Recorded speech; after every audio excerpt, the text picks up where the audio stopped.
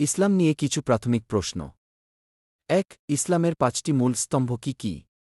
শাহাদাহ, ঈমান, সালাত, নামাজ, শাওম, রোজা, জাকাত ও হজ্জ। ২. কালেমা তাইজ্জিবা কি? লা ইলাহা ইল্লাল্লাহু মুহাম্মাদুর রাসূলুল্লাহ কে। আল্লাহ ছাড়া কোনো সত্য ইলাহ নেই, মুহাম্মদ আল্লাহর রাসূল। ৩. কুরআনের প্রথম সূরার নাম কি? সূরা আল ফাতিহা। ৪. কুরআনের শেষ সূরার নাম কি? সূরা আন-নাস। ৫. মক্কা শরীফে প্রধান মসজিদের নাম কি? মসজিদুল হারাম। নামাজ সংক্রান্ত প্রশ্ন। ৬. নামাজে কতটি ফরজ আছে? ১. ৩টি ফরজ, এর মধ্যে ৬টি নামাজের বাহিরে এবং ৭টি নামাজের মধ্যে। ৭. ফজরের নামাজে কয় রাকাত হয়? ২ রাকাত সুন্নত, ২ রাকাত ফরজ, মোট ৪ রাকাত। ৮. সালাতুত তাহাজ্জুদ কখন পড়তে হয়? রাতের শেষ অংশে, তাহাজ্জুদের সময়।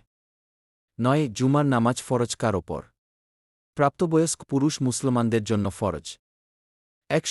সিজদা সহ কী কারণে করতে হয়? নামাজে ভুল হলে বা ওয়াজিব কিছু ছুটে গেলে। রোজা ও হজ্জ সংক্রান্ত প্রশ্ন।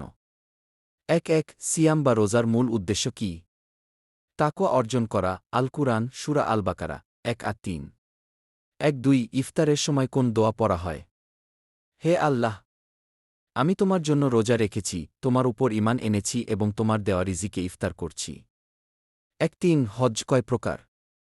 ৩ প্রকার, ইফরাদ, কিরান, তামাত্তু। ১. হজ্জ ফরজ হওয়ার শর্ত কি? সামর্থ্যবান হওয়া, আর্থিক ও শারীরিকভাবে। ১. জামারায় পাথর নিক্ষেপের কারণ কি? ইব্রাহিম শয়তানের প্ররোচনা প্রতিরোধ করেছিলেন তার স্মরণে।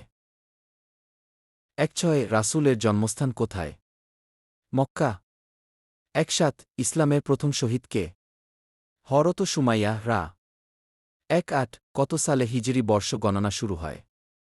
৬22 খ্রিস্টাব্দে, রাসূলের হিজরতের বছর থেকে। ১.